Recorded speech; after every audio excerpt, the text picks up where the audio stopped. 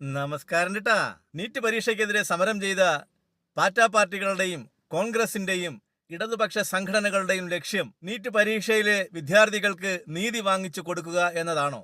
എന്നാൽ അത് അങ്ങനെ അല്ല എന്ന് തെളിയിക്കുന്ന കാര്യങ്ങളാണ് കോൺഗ്രസും അതുപോലെ തന്നെ നീറ്റ് പരീക്ഷയ്ക്കെതിരെ സമരം ചെയ്ത ഇടതു വലതു പാർട്ടികൾ ലോക്സഭയിൽ ആവർത്തിച്ച് തെളിയിച്ചു കൊണ്ടിരിക്കുന്നത്. ഈ നീറ്റ് പരീക്ഷാ ക്രമക്കേട് നടത്തിയ ഉദ്യോഗസ്ഥർക്കെതിരെ കർശനമായ ശിക്ഷാ നടപടികളടങ്ങുന്ന ഒരു ബില്ല് ലോക്സഭയിൽ പാസാക്കാൻ കൊണ്ടുവന്നപ്പോൾ ഏറ്റവും അധികം എതിർത്തത് ഇവരൊക്കെ തന്നെയാണ്. എന്തിനാണ് ഇവരൊക്കെ ഇതിനെ എതിർക്കുന്നതെന്ന് ആർക്കെങ്കിലും മനസ്സിലായോ? ഇങ്ങനെ ഒരു ബില്ല് അവതരിപ്പിക്കുന്നതിലൂടെ ഭയപ്പെടേണ്ടത് ഇവരൊക്കെ തന്നെയാണ് എന്നല്ലേ ഇതിൽ നിന്ന് നമുക്ക് മനസ്സിലാക്കേണ്ടത്? നീറ്റ് പരീക്ഷാ ക്രമക്കേടിൽ CBI അന്വേഷണം നടന്നുകൊണ്ടിരിക്കുകയാണ്. ആ അന്വേഷണ റിപ്പോർട്ട് ബഹുമാനപ്പെട്ട കോടതിയുടെ മുന്നിൽ സമർപ്പിച്ചിട്ടുണ്ട്. ഇത് രാജ്യവ്യാപകമായി നടന്ന ഒരു ക്രമക്കേട് തന്നെ എന്നാണ് CBI കണ്ടെത്തിയിരിക്കുന്നത്. ഈ നീറ്റ് പരീക്ഷാ പേപ്പർ ചോർന്നത് ഹരിയാനയിലും കേരളത്തിൽ നിന്നുമാണെന്നാണ് CBI കണ്ടെത്തിയിരിക്കുന്നത്. അങ്ങനെയെങ്കിൽ ഇതിന്റെ പിന്നാമ്പുറങ്ങളിൽ പ്രവർത്തിച്ച അദൃശ്യ കരങ്ങൾ ആരുടേതായിരിക്കും?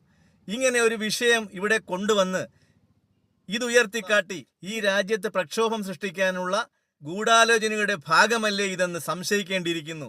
അല്ലെങ്കിൽ പിന്നെ 3 വർഷം വരെ കഠിന തടവ് ശിക്ഷ കിട്ടാവുന്ന ഈ നിയമം, വൻ തുക പിഴ ഈടാക്കാനുള്ള ഈ നിയമത്തെ എന്തിനു വേണ്ടിയിട്ടാണ്, ആർക്കു വേണ്ടിയിട്ടാണ് പ്രതിപക്ഷ പാർട്ടികൾ ഇങ്ങനെ എതിർക്കുന്നത്?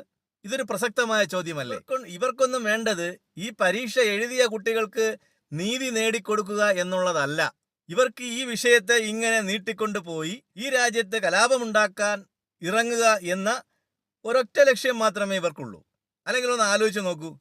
ഈ നീറ്റ് പരീക്ഷയിൽ മരണപ്പെട്ട വിദ്യാർത്ഥികൾ, അവരുടെ അച്ഛനും അമ്മയും ഒക്കെ ഇന്നും ആ വിഷമം മാറിയിട്ടില്ല. അതിനിടയ്ക്ക് പാർട്ടാ പാർട്ടിക്കാർ എല്ലാം കൂടെ ചേർന്നിട്ട് ഈ സമരത്തിൻ്റെ വിജയാഘോഷം സ്റ്റാർ ഹോട്ടലിൽ ആണും പെണ്ണും ചേർന്ന് കുടിച്ചു കൂത്താടി തിമിർക്കുകയാണ്, ആഘോഷിക്കുകയാണ്. അപ്പോൾ യുവമാർക്കൊക്കെ നല്ല രീതിയിൽ കാശ് കിട്ടിക്കാണും, അതിന് യാതൊരു സംശയവുമില്ല. അതല്ലാതെ ഇവറ്റകളൊന്നും മെനക്കെടാൻ തയ്യാറാകുകയില്ല എന്നുള്ളത് പരമസത്യമാണ്.